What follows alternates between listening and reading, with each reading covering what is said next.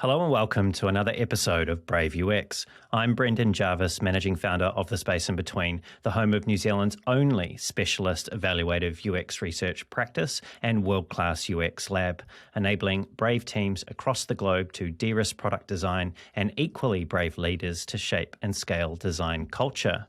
You can find out a little bit more about that at thespaceinbetween.co.nz. Here on Brave UX, though, it's my job to help you to put the pieces of the product puzzle together. I do that by unpacking the stories, learnings, and expert advice of world-class UX, design, and product management professionals. My guest today is Matt Young. Matt is the CEO of UserVoice, a software company that helps growing B2B SaaS companies to collect and make sense of customer feedback. Appointed to the position just before the pandemic arrived, as a first-time CEO, Matt has undoubtedly had an eventful past couple of years as he's grown the company and continued to lead the evolution of the UserVoice product. Before joining UserVoice in 2015, Matt was the Vice President and CTO of Vodori, a digital marketing consulting and product company from Chicago. There, he spent 7 years focused on achieving excellence in enterprise software development. After earning a Bachelor of Science in Computer Science from Syracuse University, as well as a Master's of Science in Computer Science from the University of North Carolina at Chapel Hill, Matt invested 22 years in engineering before becoming a product leader, a journey that gives him a unique and valuable perspective. Matt's recently been generously sharing that perspective with product people at Product School and Product Camp, as well as appearing as a guest on podcasts such as The Scale Up Show, Lessons on Product, and Tied Together, amongst others. And you guessed it, he's now here with me for a conversation on Brave UX. Matt, welcome to the show. Hey, Brendan, it's great to be here, and very weird to hear your whole life rolled up into a 1-minute explanation like that. Did I miss anything? You know, the whole part of me that isn't professional, but then Well, let's get into that, because as far as I understand, Matt, you're the owner of a fairly young and boisterous German Shepherd called Banks. I was wondering, is Banks going to be joining us on the show at any point today? He might. He is in the background, and he's been with me all day. We're working from home like most people, and if the male person decides to show up, you may hear some of his commentary in the background. Excellent. I was speaking with Christina Vodka last week, and I think she might be a German Shepherd as well. I'm not sure. I never actually saw the dog, but it made an appearance right at the end of the podcast and was quite excited. So we'll see. We'll see how we go. We're dog friendly. It's a dog friendly show. I don't know if you've heard the theory that a lot of people have pets that kind of mimic their personality. And growing up, we always had golden retrievers who are adorable, friendly dogs, and maybe not the most intelligent species that are out there.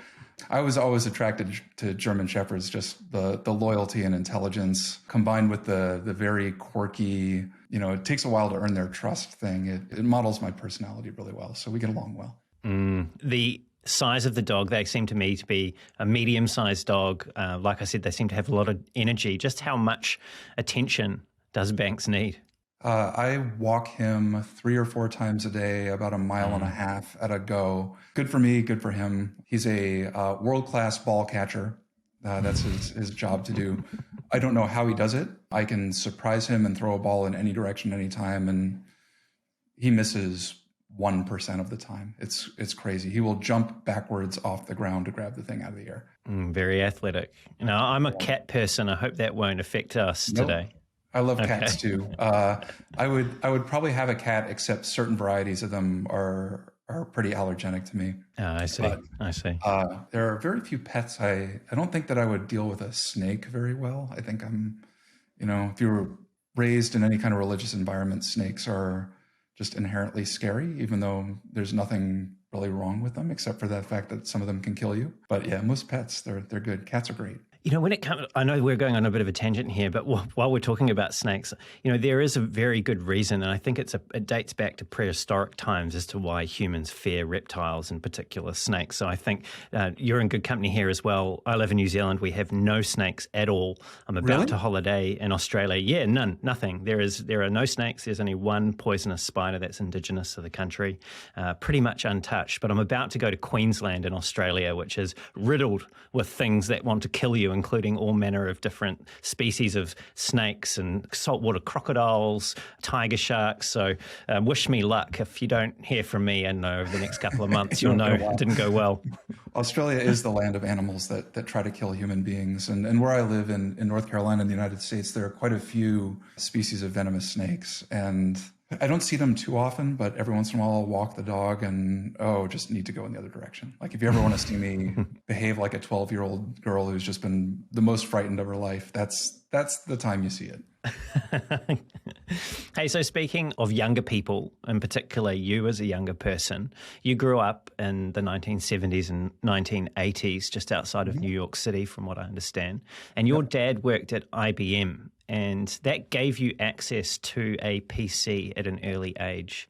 How did having access to that computer change your life? It completely set the direction of my life. This was an IBM PC1, which I think most people, no matter how young they may be, have probably seen that iconic, wide, heavy machine with floppy drives, usually pictured with a green and black monitor on top of it. That was literally the computer that we had. And my father, even though he worked for IBM, he started out as a typewriter salesman and worked in marketing. So it was all foreign to him. I think he was trying to set my brother and I up for a career in something technological. I sat and taught myself how to program that thing and couldn't stop playing with it. I had a modem, which was the way to connect with other computers at the time through the telephone lines, and remember getting in a lot of trouble for racking up a very large telephone bill at one point. But I think it kind of was the precursor to my software experience on the internet back there. I was the kid when I was in third grade who would stay in at recess to play with the Apple II that they had at my elementary school. And in high school, there was no one who would teach a computer programming class. So they arranged an independent study for me with the physics teacher who had some interest in it. But I remember him saying about 4 weeks into the school year, Matt, told you everything I know. Here's the manual. Go. Fortunately, Syracuse has a really good computer science program. It's modeled after MIT's computer science program. And that kind of theoretical introduction to computer science really prepared me for all the evolution that came up over the next couple decades. Now, it would be possibly unfair for me to ask, because I'm not sure if you've actually seen the show, but it seems to be fairly popular over here in New Zealand, a show called Stranger Things. Oh, yeah, of course. Stranger Things, interestingly, is by two guys named the Duffer Brothers who grew up 20 miles in that direction in Durham, North Carolina. And a lot of the names of the locations in Stranger Things are street names from Durham, which is where I used to live. And it's really fun to hear that stuff. How closely aligned, if you've watched the show, is it in terms of the nostalgia that it brings back for you being a teenager in the 80s? I think it was season 3 that was centered in the mall. Spot on. It was perfect. And even the whole culture around it, when you were 14 or 15 years old in the 80s, you went to the mall and hung out, and that's how your parents got you out of the house. And I feel for parents these days because that seems like an inherently unsafe thing to do. But for us, it was cool. Here's $10. Go, knock yourself out with 4 hours of wandering around aimlessly, probably much to the annoyance of all the people who are trying to run their businesses out of that place. Yeah, I seem to remember there was a movie, I think I'm a slightly younger than you, but there was a movie I watched when I was probably preteen or teen, so sometime in the 90s, called Mallrats, which comes to mind when you're describing that.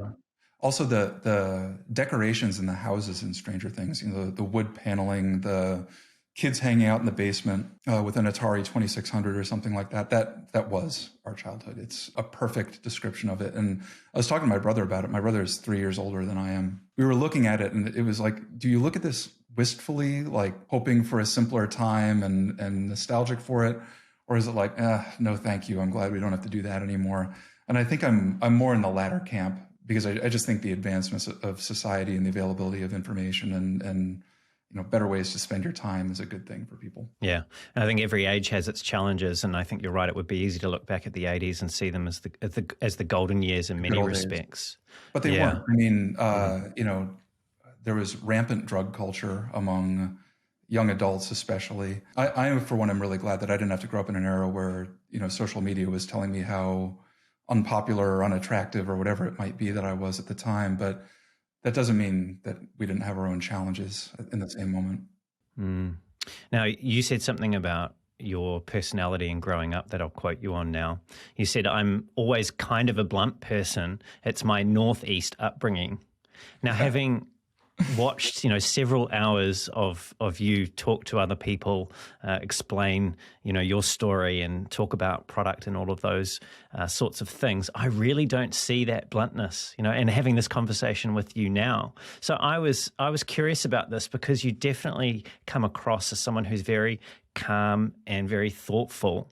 So what is it that I'm missing? Like, when does this blunt part of you that you've spoken about, when does this present itself? I'm glad that you think I'm a calm and polite person. That's important to me. And I think it's something that's been lost in society. But there's a time for, cutting through the sugarcoating. And there are two situations where I think that that's critical. The first is in business. So if you work with me, I'm never mean. It isn't personal or anything like that. But to dance around a subject is doing people a disservice when you're talking about my performance or their performance or the company's performance or something like that. Like, let's get to it and talk about what the real problems are. I think the same thing holds true with very close personal relationships. To be able to know what you think, where you stand, why leave that to chance? I mean, life is short, so say what you mean.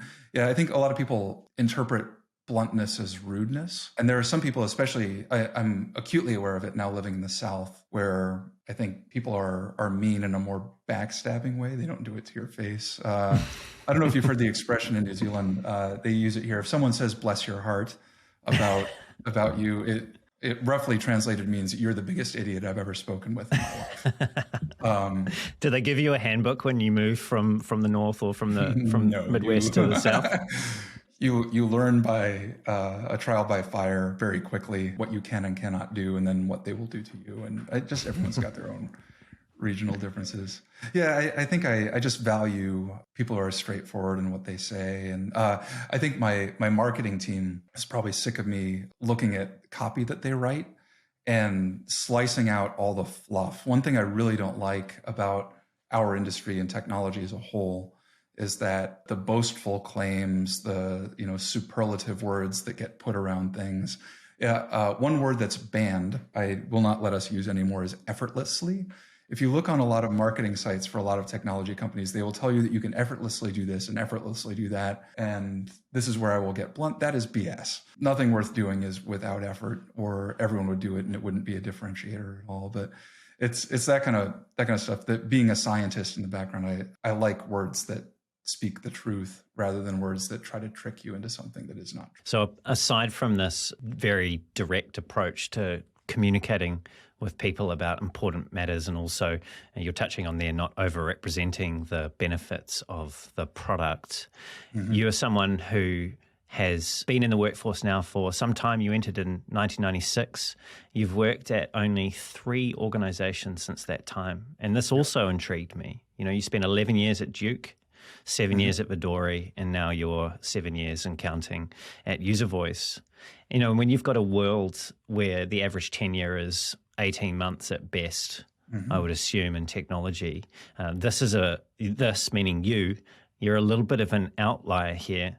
And so if I asked one of your closest friends or perhaps colleagues, why is Matt so committed to the places that he works, what would they tell me? I don't think it's commitment. I don't begrudge anyone who changes jobs every 18 months. It is a very viable way to move up the ladder, make more money. I have probably done, economically, probably not the smartest move to stay at places for 11, 7 years, whatever it might be. But I think my personality is one. They would tell you that I really like to understand problems deeply. I don't join an organization that I'm not interested in their mission. And because of that, I really want to understand every aspect of it that I can. And I leave when I've reached the point where I feel like I do understand it and there's nothing more that I can add to it. But until then, it's important. One of the reasons that I am the CEO is that I'd kind of reached the end of the rope at leading engineering at UserVoice. I came to do what I meant to do. The organization was typical of a lot of startups where they had been successful. Nothing could stop the success of the company. They had a good idea. They were iterating on it in an interesting way. But once we started wanting to sell into enterprise, we needed some organization. We needed some discipline. That's something that I had a lot of experience with and could come in and set up. And I did that. And I was hey, there's nothing more for me to either add value by or to learn while I'm here. So I spoke with the founder of the company. I'm like, well, what's next? And well, turns out that being CEO was next, which was never part of the grand plan in my life. So the former CEO and founder was a person by the name of Richard White. So it sounds like you kicked Richard out of his job and sent him packing so you could step into it. That was not at all how it went. It was more arm twisting. So we had been working on another product, and the product that we were working on was meant to facilitate customer interviews. So whether you're a designer, a product manager, even a marketer, you probably aren't spending enough time talking to your customers and then keeping track of all the information that you learn from them, all that stuff. Like that's a challenge. The initial product we built was set up to solve hey, I need to talk to 5 people. Coordinating that is painful. I don't know who most people tend to go back to the same 5 people they've always spoken with all the time, and they're getting the same point of view over and over again. We wanted to make it so that like push the button, I can say, hey, set up 5 interviews for me over the next week. And we did that and we built it and it was cool. And everyone who beta tested it for us really liked it and they thought it was great. And then we were asking them like, hey, well, what would you pay for that? Like, nothing. Like, it seems like it should be a feature of UserVoice. And we're like, well, okay, that's not really what we're going for. We were looking for new revenue streams at the time. So we dug in a little bit deeper and they're like, well, it'd be really cool if you could, take the transcription and the notes from that and condense that into an easily shareable thing. And like, okay, well that fits UserVoice's model. Like we want to take all the there's Banks in case you can hear that. Loud and clear. Hey, Banks. Not now, Bob. Thank you. Male person, as expected. So the next thing that people wanted to do was, take all the notes from interviews and the transcription from interviews and gather that in because it is product feedback. And I remember, like literally, I was out back. Rich worked on the West Coast, so he and I would often speak after the close of business, my time, and while he was still working his time. And I was tossing the ball to the dog in the backyard, and I said, Rich, this product is really nice, but product managers and designers, they do 5 interviews a week. Salespeople and customer success people, they're on the phone all day, every day. And the problem is much more valuable to solve for them. He's like, you're right. And so we took the same software and made it available for sales and success teams. But the investors of UserVoice, they're here to solve product management problems, not sales and marketing problems. So we didn't want to make our cap table confusing to an eventual acquirer or whatever the outcome might be. So that was a point where he's like, I'm going to spin this off into a different company and you are going to be CEO of UserVoice. So there was some arm twisting involved to get me to do that. In the end, the company, by the way, is Fathom.video. It's a free plugin to Zoom that lets you do all this stuff. Definitely give it a shot. Doesn't cost anything. Reminding me of my conversation with Teresa Torres about continuous product discovery. Oh, yeah. And I know that from what you were saying and how the product first worked, that would have made her very happy. One of the challenges, as you're probably aware, which is probably why you were trying to solve it with the product, is making it effortless for product teams to actually get in front of customers and make that research happen. But I want to come to what it was like for you becoming CEO out of that engineering, head of engineering role. I was curious, what was the first thing that you changed? I dissolved the organizational wall between product management and engineering. Also the physical wall, if I remember right, because we were still using offices at the time. The reason for that is pretty simple. Typically, engineering teams are goaled on velocity, bugs, defects, things that are convenient to measure, but ultimately don't have that much of an impact on the mission of an organization. Product organizations are often looking at adoption metrics, DAU, retention, time spent in the application, and each of these things are really good for those organizations. But without those two teams having shared goals, they often speak past each other in terms of what they're trying to do and what to get done. That age-old engineering tech debt argument, hey, no, we need time to work on technical debt. I am an engineer, so I do want to have nice, clean code and all that stuff, but you need to ask to what end? How does that benefit our customer? And because of that, how does that benefit the company to clean it up? It may be as simple as, well, if we don't fix this all, we're all going to quit because it's a mess. Continuity matters in the employees that you've got. But ultimately, if it comes down to like, we'll be able to develop software faster, it will perform better. There are some bugs we can't fix very easily without this. Cool. Like, want to create a justifiable reason. And if product teams and engineering teams can get together and share the real reason that they're doing those things, it starts to remove some of that tension that often exists between the product team and the engineering team in this case, but there's usually some form of tension between any one team in an organization and another team in an organization. It sounded to me like what you were saying about the focus in engineering teams being around reducing technical debt, velocity, making sure that the code's clean and there aren't bugs present, is missing a little bit of the product perspective, that customer focus, or am I being unfair to engineering here? What you're saying is not wrong, but when you are educated to be an engineer, the outcomes that you are goaled with are high quality code that meets a specification. And nowhere in academic education for engineering, at least when I grew up, and probably not until the past 5 or 6 years, were people actually talking about the outcomes that an end user wants to have, because like the purpose of the software that you're building.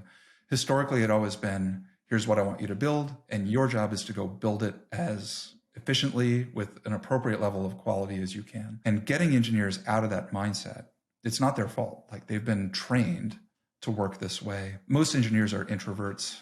Most engineers, historically, this is historically speaking, and becoming less and less true these days, which is really nice to see, don't really want to talk to customers. They're a little bit afraid of it. Now, more and more, we're getting engineers saying like, hey, can I sit in on these calls? Like, awesome. That's something that the industry should embrace and invite those people to hear it straight from their user's mouth, what they want. Engineers, you have to be smart to be an engineer. There's no way around it. Why not direct that intelligence not just towards the code that you write or the user interfaces that you create, but really solving the problem in the best possible way that you can. Like, so to me, it makes sense that engineers should be part of the product team in the same way that like salespeople and support people should also be part of the product team. They're getting a unique customer perspective that is really important for the product team to understand. And if a product team is unwilling or unable to take advantage of that perspective, they're really losing on a great source of information that's available to them. There's definitely pockets of design and product people that will be cheering at the thought of getting engineers and people in customer success more involved in particular, customer research, having that face time with customers, being able to see or hear firsthand what's important to them, what's not working for them in the current product, give them a little bit of a taste of the impact or the outcomes that their work in engineering in particular is having. And then there's the practicalities of managing with finite resources, timelines and resource allocations and budgets and all these sorts of things. And you spoke about the way that people were incentivized, what is it they're actually measured on? Mm-hmm. How do you integrate a broader set of perspectives like engineering into product without people in engineering feeling like their eyes being taken off the ball and that they're having to play catch up when they actually get back to their regular job, in inverted commas? I think I would phrase it a slightly different way, in that when you ask engineers, and I think this is true of any division of a company, whether it's sales, support, et cetera, when you ask people to work towards a goal that is removed from their area of expertise, and as an example here, growth is the thing that any business probably cares about more than anything else, through a combination of retention, new business expansion, and upsell. When you say to an engineer like, hey, I need you to worry about growth, they might view that as you not appreciating the difficulty of what they do or the expertise that they bring to the discipline of engineering. And so it's important not to,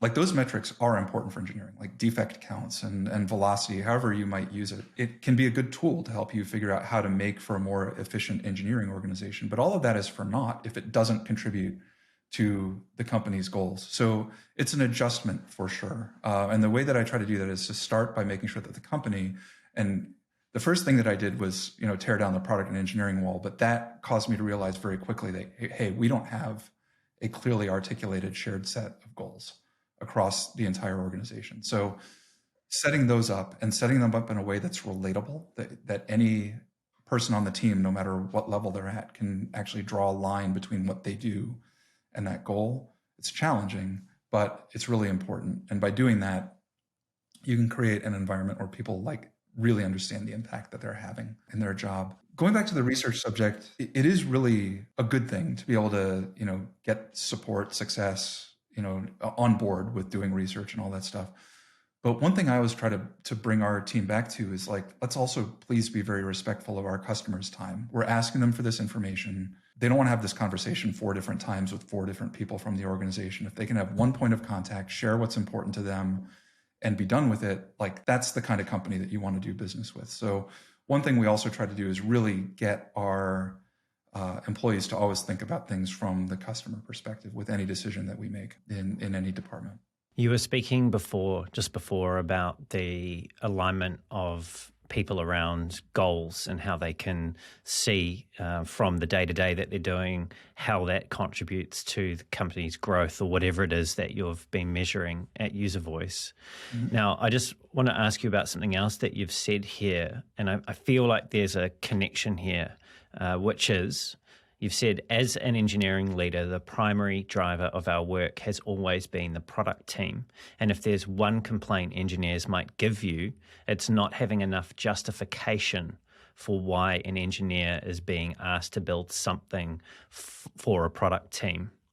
So that justification, that challenge of providing that to engineering, is that a challenge that is made easier since you've been able to implement these company-wide goals that people in various teams can see how they're contributing to? It does make life easier, right? Because everyone's singing from the same songbook. When they want to challenge whether something is a good idea or not, they can relate it to the same goals that we're all trying to get to. It gets people rowing in the same direction, to use the awful cliche that everyone uses all the time. Earlier, I said that most engineers kind of weren't trained or aren't interested in thinking about what the solution ought to be. And then on the flip side, they'll complain to you, they're not involved as much as they want to be in what the solution ought to be. And there's definitely I'm sure that you and we've all been in this situation where you're kind of low key judging the job that other people are doing, wishing you had more influence over it. But, be careful what you wish for. Everyone else's job is hard and you may not understand it the way that they do. You get a variety of different personality types. There are some people who are really leaning into yeah, I'd love to be a part of, listening to what customers say and sure, bounce these solution ideas.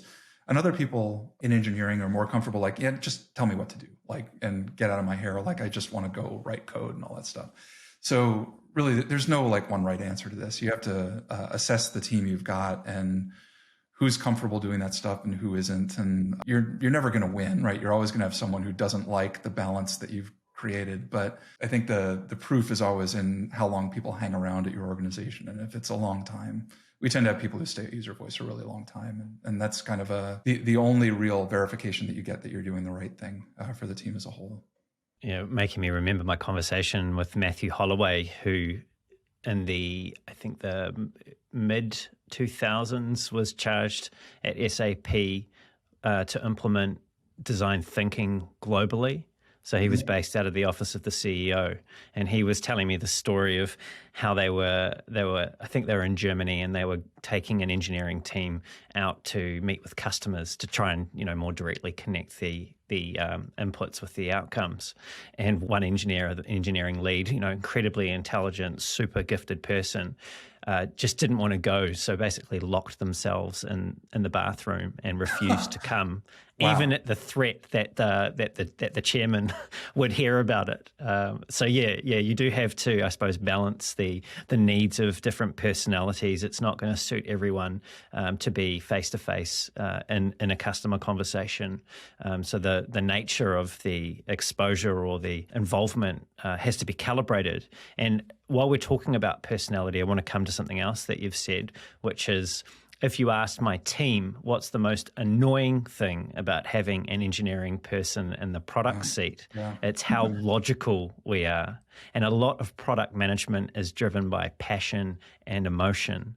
So being self-conscious of that is very helpful. So you've seen both sides. You've seen the engineering side, and now you're responsible for not just leading the company, but also the product that that is the company in some respects. When is the right time to deploy passion and emotion, and when is the right time to temper that with logic? I can't change my personality. Logic will always win. It's just the way I'm wired in the end. So ultimately, it's not when are you logical and when are you passionate. It's when are you logical and when do you delegate? Because there are other people who are going to think more emotionally, more maybe gut level. But on the flip side, I think the marriage of those two is really important. I think most people would tell you that if you're going to grow a business, you need to have really good data. You need to analyze it. You need to understand what conversion funnels might look like, what your growth can be projected as. And that is a logic thing. And you need to make sure that you keep emotion out of that mix so that you don't falsely convince yourself that you're onto something that you're not, that you have product market fit when you don't, that you have this great idea and it's going to be world changing, but you haven't tested it and you haven't figured it out. So that logical sanity check is always important to have.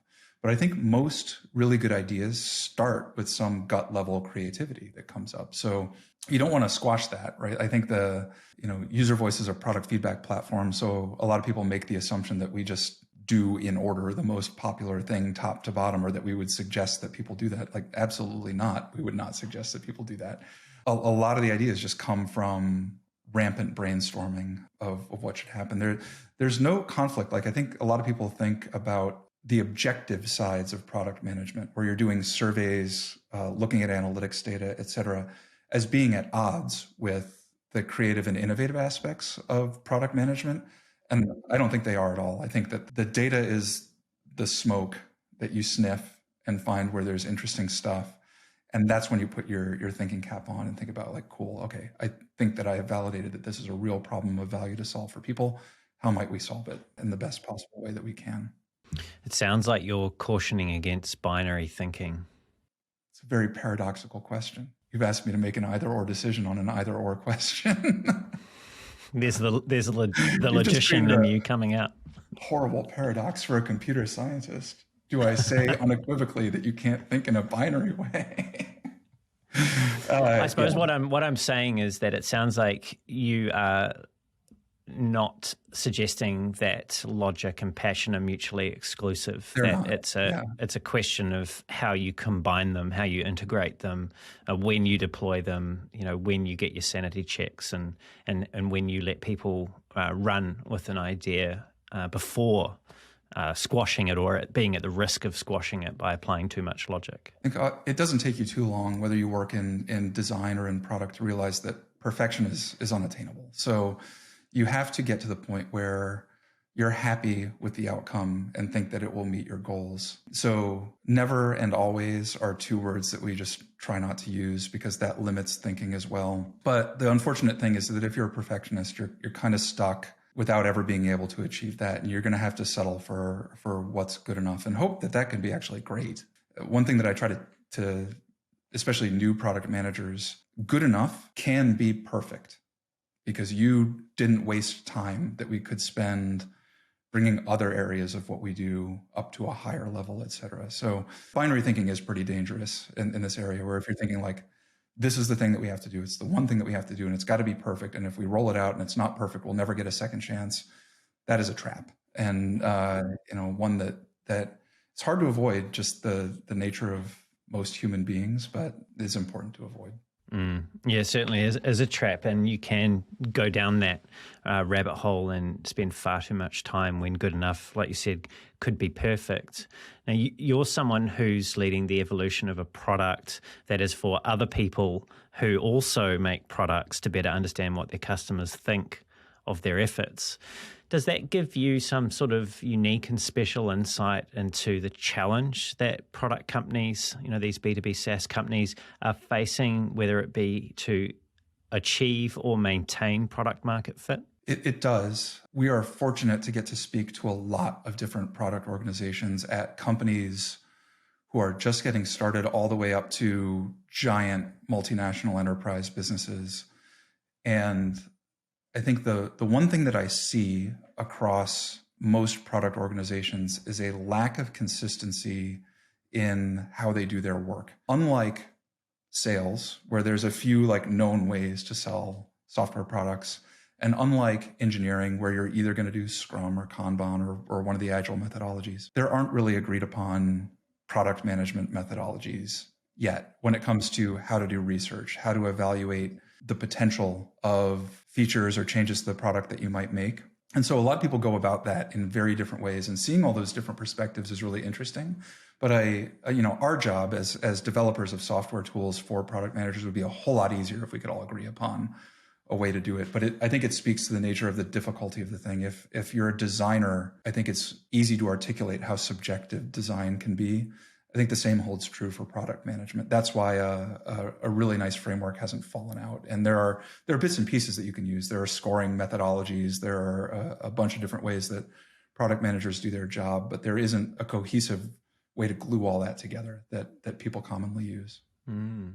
So how much of your work then is involved in helping customers to understand how to make sense and how to apply the things that are being captured in UserVoice so that they can make more informed or better, however you want to define that, decisions about what they should do and why they should be doing it? One of the points of pride that I have in our organization is that people come to us asking questions not just about how to make sense of your feedback or what you should prioritize or how you should evaluate, but they ask us about product management in general, and they ask us about culture.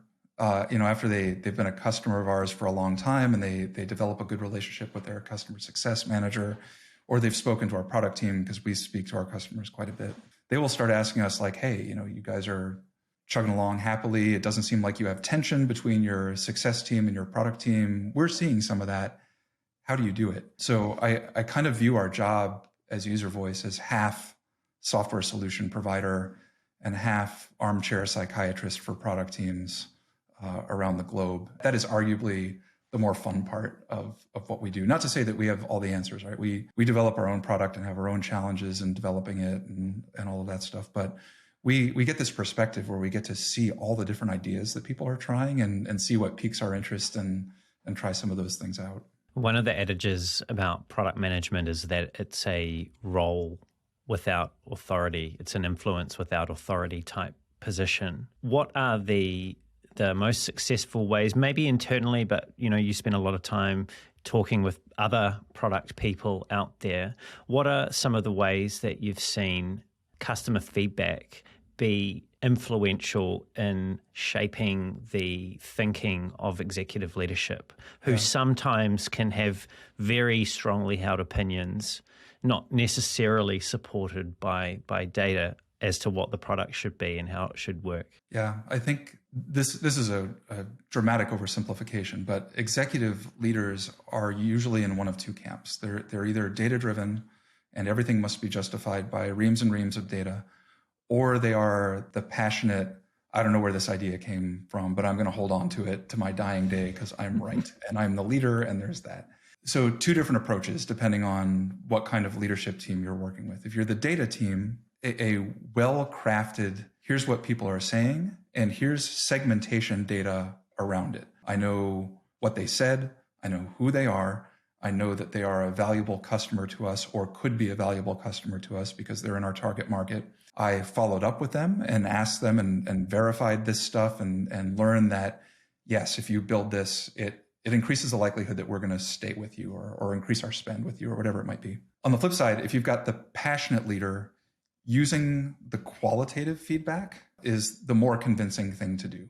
Take the people who are the most impassioned in the way that they explain how much they hate this thing about your product or how much they would jump for joy if you did this thing. And that's the thing that's going to push their button. So a little bit of a personality analysis on whoever, holds the keys to your decision making can help you present the information in a way that's probably going to be the most impactful. I do think that the data-driven people are going to make the better decisions because they're looking more objectively at what's going to happen. But that qualitative data, the passion behind what people say, that's the kind of thing that can really rally your individual contributors around a goal. If you share direct quotes from customers, especially after you release something. We just released a big UI change to our user interface, and there were some people who hate it, because they were used to what was there before, and you moved this, and I don't like that, and And that stings, right? You read that stuff. Our designer, she's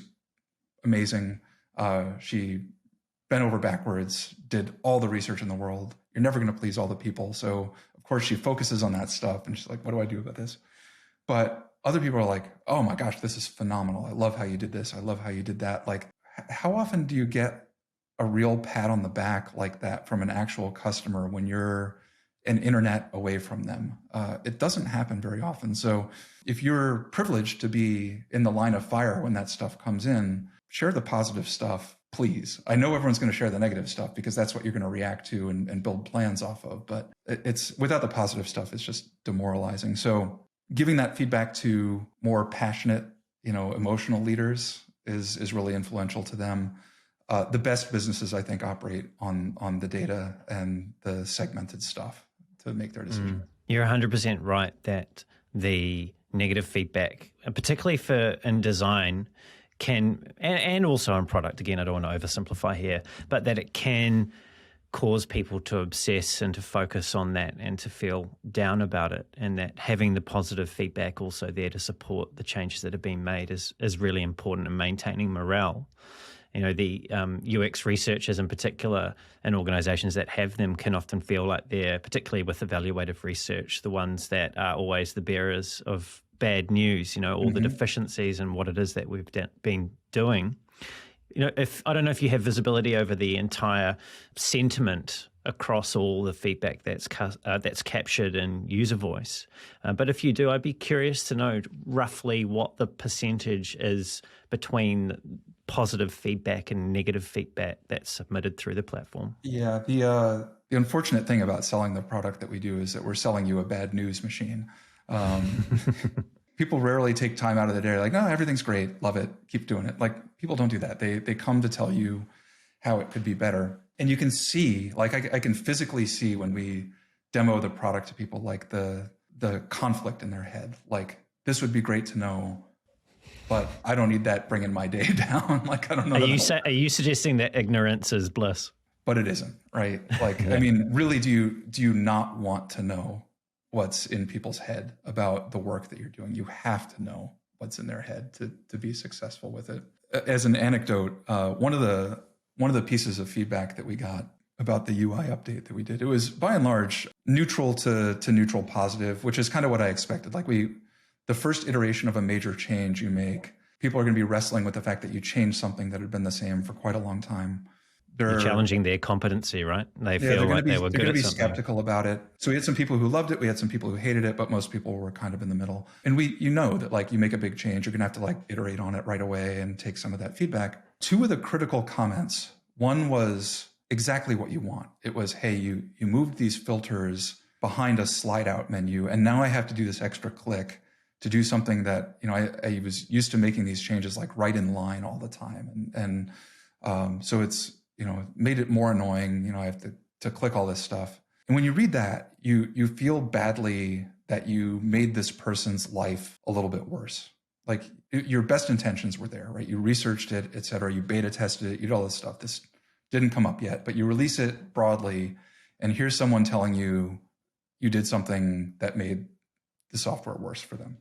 You don't feel good, but you have empathy. And this is like practical feedback that you can act on. It's really nice.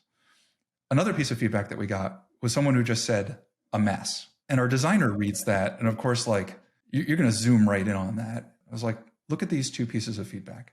Which one do you care about, right? Like, someone thinks it's a mess. You don't know anything about that person, their point of view. Like, the good thing is we got that feedback through UserVoice. So I knew who it was. I know that they are not in our target market. I know that they use us for a use case that is kind of a shoehorned use case that we don't really support. So it's easy to say, like, hey, designer, let that roll off your back. It's not from a source that really, really matters. It's helpful when we can say that bad feedback is a good thing because it's something that we can act on. Critical feedback is a good thing. Badly formed feedback is not a good thing for us. Like, that's just a distraction. But when people are critical, the fact that they took the time to tell you something means that they care about what the outcome is. It gives you an entree to go talk to them more. Like, they basically invited themselves for an interview. That's really nice. I think when when you can speak face to face to them, they realize that there are human beings that really care about the software that they're producing and the products that they produce, and they want you to be successful, and they're disappointed that they made life a little bit worse for you, so they want to jump to it and figure out what that is. That turns into a net positive. In the end, it's like, yeah, hey, you made a misstep, but I know that you were trying to make it better. And then in the end, you're going to come out way ahead. I think there's probably a curve when you do major interface changes where you probably do make things a little bit worse right away, but you need to do that to make them much, much better in the end. So it sounds like what you're saying is there's good, bad feedback and bad feedback. Yes.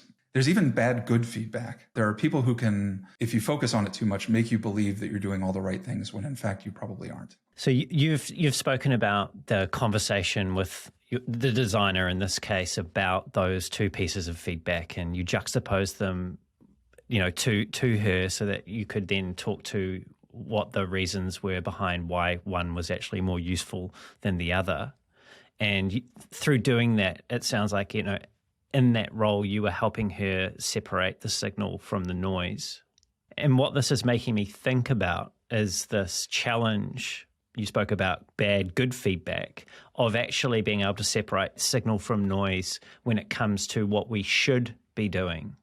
So I'm curious to understand from, your product leadership position, how do you not overweight the importance of what some customers are saying to you and therefore develop the product down a direction that isn't actually necessarily in the best interests of most people or in the company's best interests? Is this a case of quantifying the demand somehow for a certain direction, or how do you think about and how do you approach this challenge? Yeah, it depends on your business. Not all businesses have enough customers where they get the quantity that quantifying it would actually help. And in those cases, maybe it is appropriate to really lean into what one customer says, because they're part of a book of business of 10 big enterprise customers that you've got, and they're indicative of what you want to get. But in most companies that are trying to make their business grow on volume, then quantitative is a good way to go about it. Rolling back, I think one mistake that a lot of companies make is having their product teams, which includes design and engineering in my head, be very oriented around solutions, and all of their conversations around features they might build, changes they might make, interface improvements. That's the way that they talk to their customers, et cetera. And I think most people are aware of jobs to be done and being focused on problems, but developing that discipline of really staying oriented around problems is difficult. And I think all that goes back to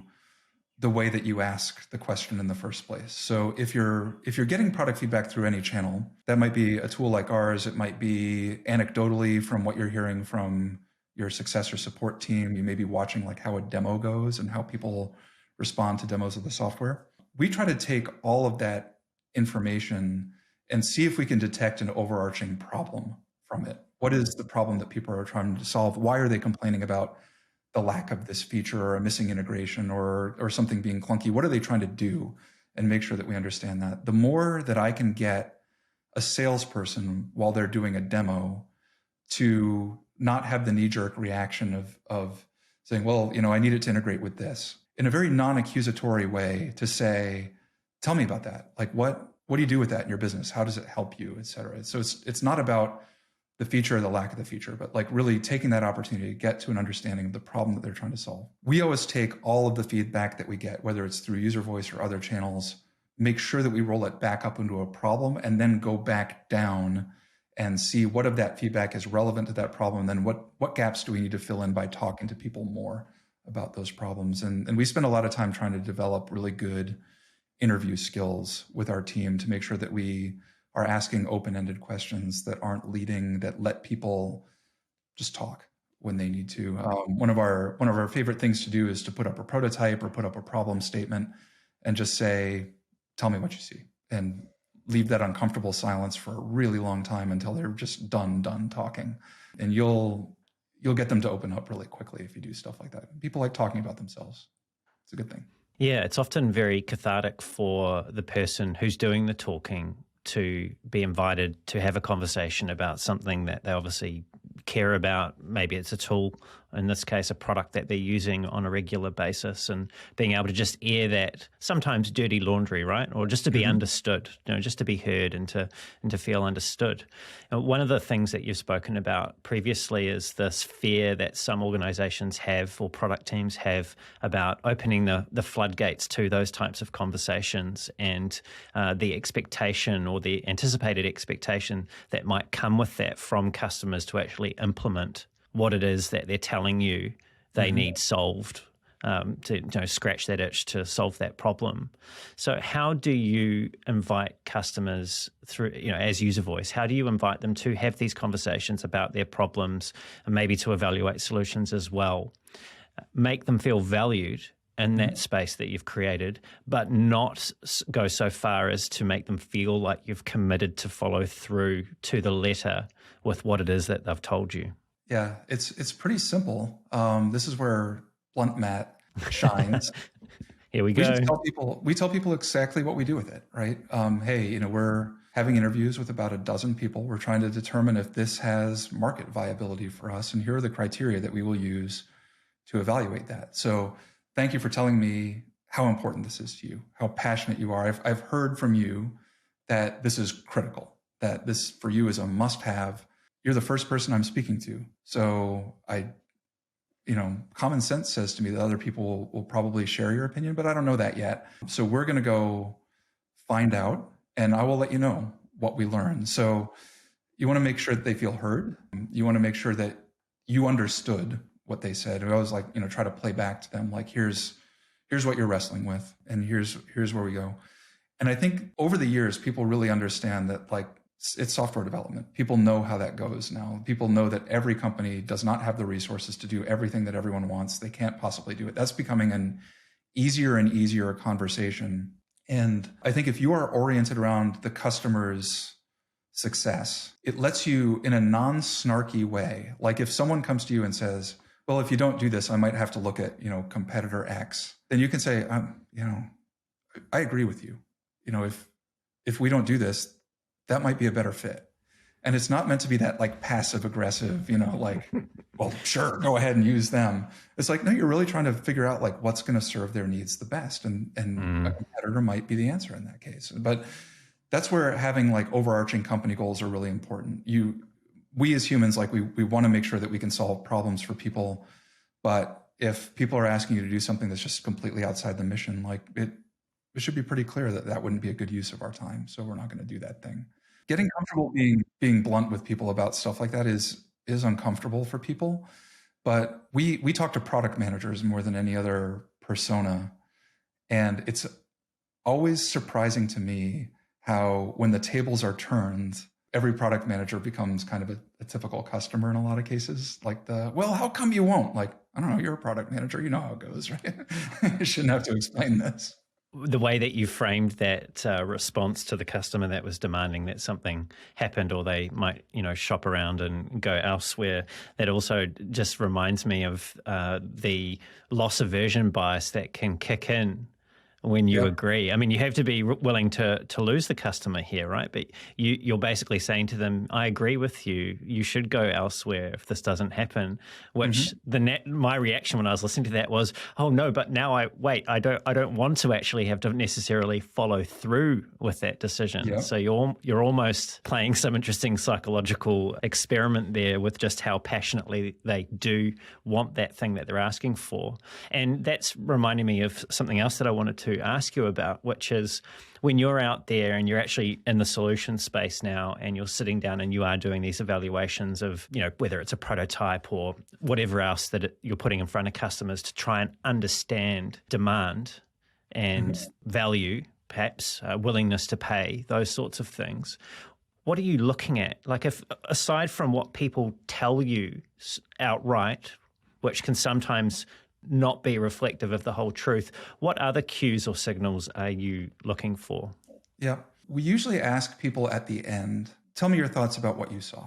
They might say something like, this is great. That's not a very good reaction, even though the words, this is great, is there.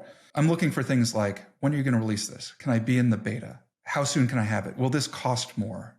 Et cetera. If they're not saying stuff like that, they're a passive on the NPS scale at best. about the thing. What do you say just on that? What do you say when someone says, will this cost more? Where do you go after that? It depends on whether or not we've made any decisions around that. If we have made decisions, we'll be frank and say, it's not included in the plan that you've got, but we haven't decided what the price point is.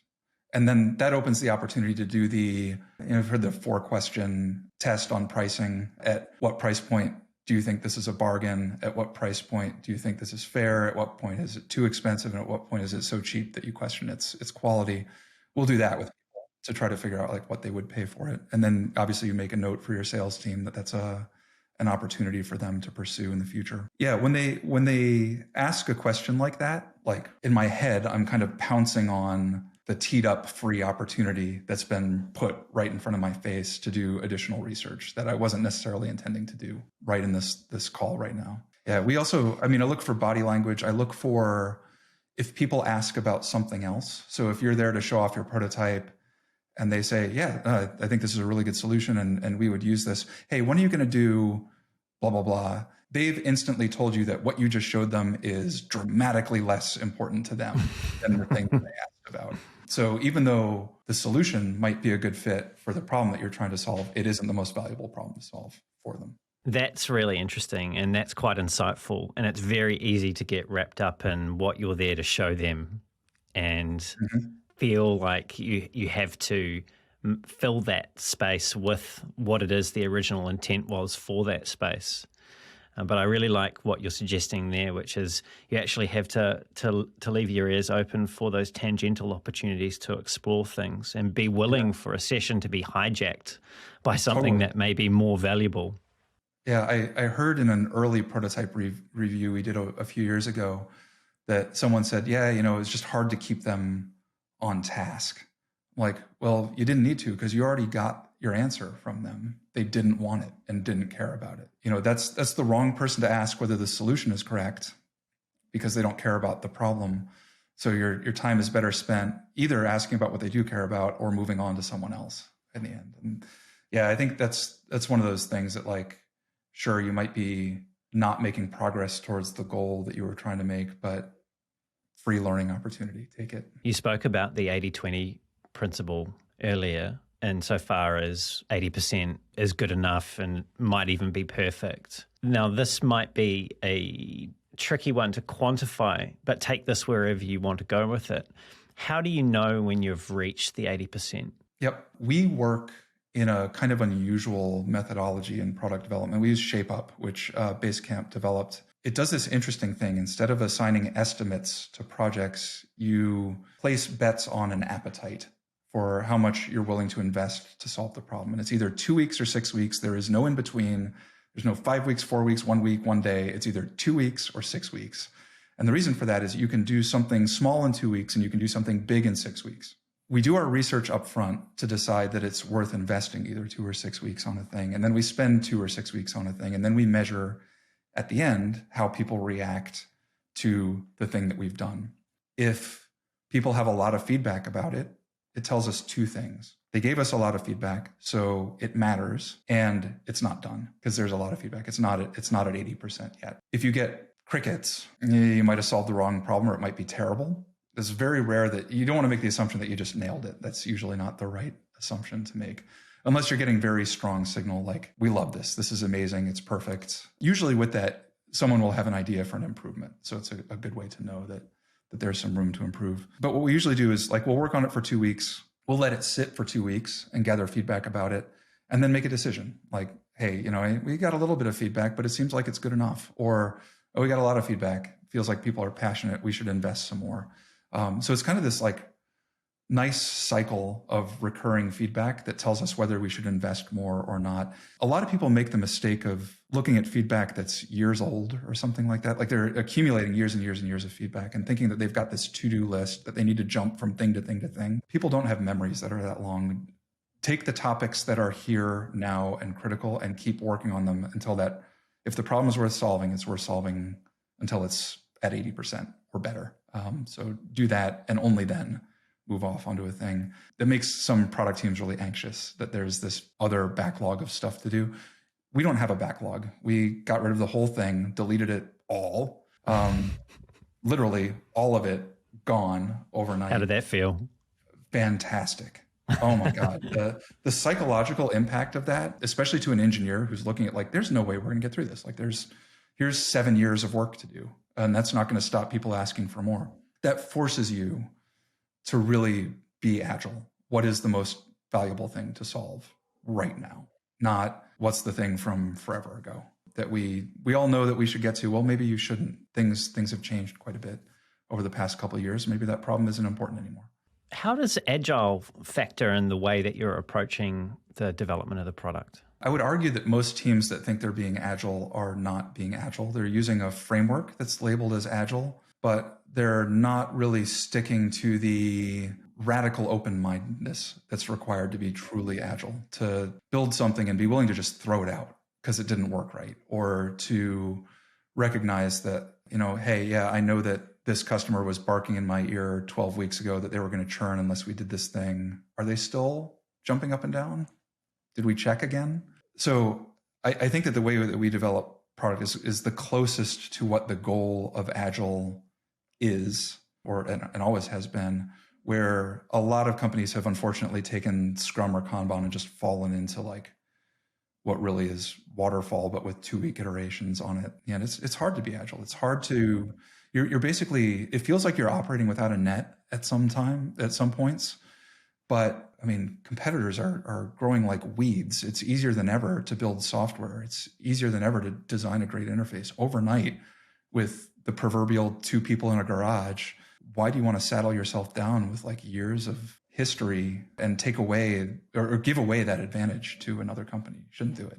It seems to me that we sometimes conceive of what we're doing as being of permanent use, like a permanent contribution, where everything that we're doing in software is so temporal. Like what we're doing today and maybe in a year's time may not even necessarily be in the product, and being more comfortable with operating without that safety net, as you're talking about. That seems to me to, at least rationally, seems to me to be a more sensible way to operate in a highly competitive environment. Yeah, I mean, the shelf life of software is just ever decreasing. The amount of time that your solution will survive is just it's not getting any longer. You're going to have to keep iterating on it. That tie, though, to, backlogs and feeling like you need to work agile in a certain way that's not necessarily in the spirit of how it was conceived, with being able to throw something out if it doesn't work. We're scratching at quite deep psychological biases we have here, right? Like sunk cost fallacy. So in terms of your company culture at UserVoice and the fact that we can all fall victim to this, I know that I certainly have. What does that conversation look like? Like, how do you help, your engineers who have committed sometimes maybe hundreds of hours collectively to a certain thing, design, product managers that were really passionate about this thing as well. Like, how do you help them to feel better about letting things go?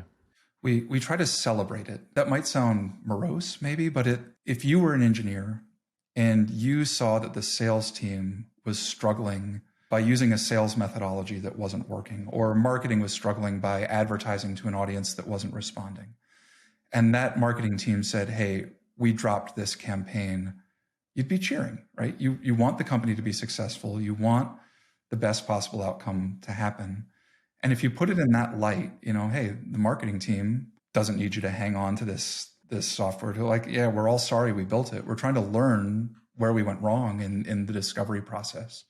How did we fail to be iterative in this also? Like the bigger the investment, I think the tighter people cling to it. But if we weren't, doing a couple of weeks of work and then testing it and making sure that, our goals are being met and all that stuff, then we just weren't operating in the right way. So we definitely have a culture of experimentation. And in that culture of experimentation, failure needs to be celebrated. I hate the expression post-mortem because it's a very negative way to look at a huge learning opportunity. And so I want people to operate without fear.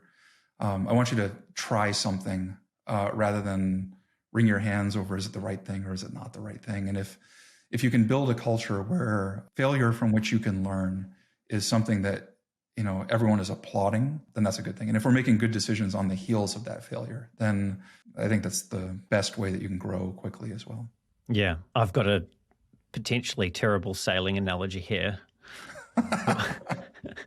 And not being a sailor, I actually have no idea whether or not this is apt. Me neither, so this is going to be great. Yeah. It was speaking to me of scraping the barnacles off the bottom of the boat. It's a way in which you frame your ability to let go of some of the things that they may have accumulated, but they're actually at risk of slowing the ship down. So we do actually need to sort of clean those out on a semi-regular basis and not feel bad about doing that. Like you said, you celebrate that at UserVoice. Now, you've said one of the things that most product companies avoid is the notion of removing a feature or a barnacle in my terrible analogy.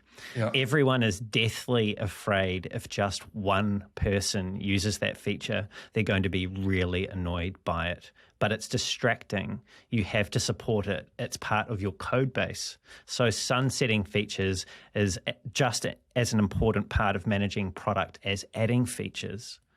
So how do you know when it's time to kill a feature to scrape that barnacle off the bottom of the boat? Yeah.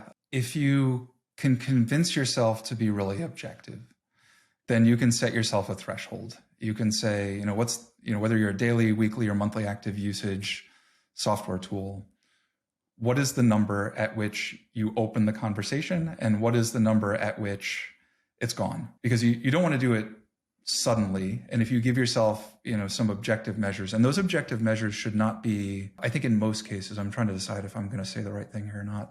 I don't think it should be an absolute number. It should be a percentage of your user base. What's the percentage of your user base? When it drops below this percentage, we are going to put it on the chopping block and start making plans about its potential sunset. And at what point is it going? So if you have those two lines, then you can start getting your teams prepared for hey, what happens when we get rid of this? Who's going to pitch a fit? Who's going to churn? Let's do the analysis of that. We can make exceptions, right? If our largest customer, who's an outlier in terms of what they spend and it would put us into financial trouble, uses that thing all day, every day, sorry, it's not going. That's a fair decision to make. But if, we have a customer and that customer is particularly cranky and you're saying to yourself, I'm going to hear from Joe about this thing, he's going to yell at me. That's not a reason to keep this thing around. The costs are incredible. Support documentation, the tickets that you get, the code base that you have to maintain, the tests around it, the fact that someone might come out of the woodwork and start using it that wasn't using it before, and then you're stuck even longer with the thing. So try to give yourself here's the criteria by which we'll decide whether or not something needs to get into the red zone. And then that's when we'll have a discussion about it. And so everyone's a little bit more comfortable. We have had time to get used to it. The whole team is aligned around it in the same way that we're sharing, hey, here's what we're thinking about building. We're also sharing, hey, here's what we're thinking about getting rid of with the whole team. So it's not a surprise. It's not something that people haven't had a chance to get used to, and everyone can get more comfortable. And then it becomes this breath of fresh air, oh, wow, nice. We don't have to deal with that anymore.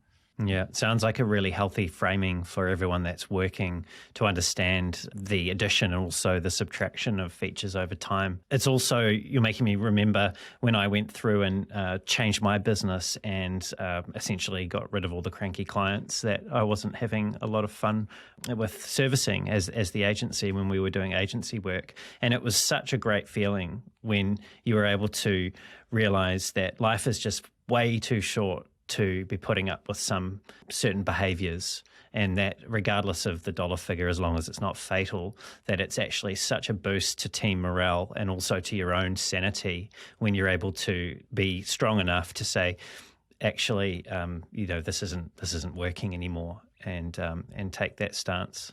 Yeah. Now, we had a deal that we signed not too long ago where we closed the deal and we started onboarding with them, and our onboarding is pretty hands-on with people. We try to get people steeped in best practices, help them configure everything, all of that stuff. And on the first call, there was hey, you told us that the software would do this. How do we do that? And our software doesn't do that. And so the first thing that we do is have this panic attack of did one of our salespeople promise something we couldn't do? So we went back and looked at all the calls and all that stuff, and we didn't do it. And we went and told this person hey, our software doesn't do this. We know that you asked the question during the demo, and we kind of pride ourselves on being very transparent about what our tools will and will not do. And we told you that it doesn't do that. And this person came back and said, well, it's got to, or this just won't work. And so we said, okay, then it won't work. And even though you'd signed an annual contract, and even though you'd paid us, we refunded their money and said, thank you. Because I don't want to sign up for, when we talk to them about renewal in 10 months, they're just going to be a drag on the morale of the team, on, God forbid, we might even say to ourselves, God, should we just build this to keep them quiet? Like, that would be the wrong thing to do too. It's not my job to make the world good purchasers of software. I want to solve the problems that we solve for the people it's appropriate to solve them for, and make sure that they love what we do and, love their interactions with us. And if you don't fit into that bucket, that's taking away from time I have to meet those other goals, and the time I can spend with the customer base that can see value in the products that we offer. It's so true. And Matt, you've said something else recently that I've also come to accept as being true. And I'll quote you for one last time today in our conversation. You've said, your life is not your job. To me, the most important thing is the positive impact you have on Earth in the time that you are here, most specifically, the people around you. What was it that made you realize that?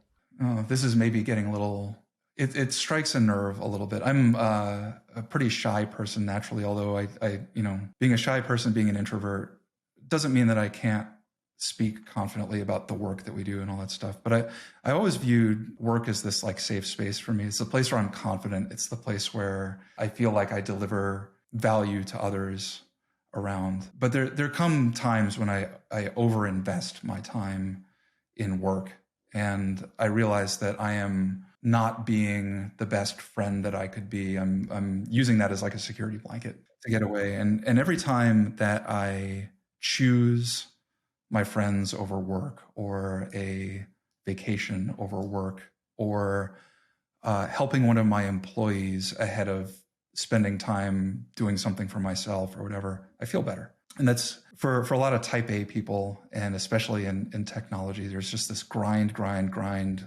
culture. And I just turned 50 last year, and you realize you're well beyond the midpoint of your life. You have fewer days ahead of you than you do behind you. You better make sure that you get out of your life what you want out of your life. And I like to work, and I like the stuff that we work on, and I like working with the people that I work with, and I like having this conversation with you and talking about it. But there's my dog back here that I like too, and there's the other job I have, DJing in a club, that I love, and I love playing pinball machines and fixing them and restoring them, and I like going on roller coasters, and I want to do all those things. So I want to do those things too, but I'm never going to be the guy that gets in your way or forces my views on you and all of that stuff. And that's one of the areas where I wish society would take a breath and be a little bit more kind to one another. That's a really important message to end on. Don't let the grind you down, right? Nah, it's not that important. How long does software last? A year? If I were to drop dead tomorrow, every professional trace of me would be gone within 5 years. It's just the nature of the business. Not a testament to the quality of work that you do. Should your legacy be a piece of software? No. It's a good question. It's a really good question. Matt, this has been such an enjoyable and wide-ranging conversation. I feel like you've given me plenty to think about, and hopefully for the people listening, to you also, people who are listening, we've given plenty to think about as well. Thank you for sharing your stories and your insights with me today. Yeah, this was a load of fun. Thanks very much for having me. Yeah, you're most welcome. It was definitely my pleasure, Matt, and hopefully it's not the last time that we get to speak. If people want to find out more about you, about UserVoice and the things that you've been doing, what's the best way for them to do that? Yeah, our site is uservoice.com, and whether or not you're interested in our software solutions, we try to share most of what we learn through blog content. I'm not a big believer in like thinly veneered marketing content as thought leadership content. So hopefully you can find some interesting stuff there. We post on LinkedIn, all that stuff too. I would be a huge hypocrite if I didn't also accept feedback about what we have to say or product management in general. So by all means, if you want to chat about product management or anything I've said you violently disagree with or violently agree with, drop me a line at matt@uservoice.com, and that's always a welcome reception. Awesome. Thanks, Matt. And to everyone who's tuned in, it's been great having you here as well. Everything we've covered will be in the show notes, including where you can find Matt and UserVoice and all the great things we've spoken about. If you enjoyed the show and you want to hear more great conversations like this with world-class leaders in UX, design, and product, don't forget to leave a review on the podcast, subscribe, and also pass the podcast along just to maybe one other person who you feel that would get value from these conversations with these leaders at depth. If you want to reach out to me, you can find me on LinkedIn. Just search for Brendan Jarvis, or there's a link to my profile at the bottom of the show notes, or you can head on over to thespaceinbetween.co.nz. That's thespaceinbetween.co.nz. And until next time, keep being brave.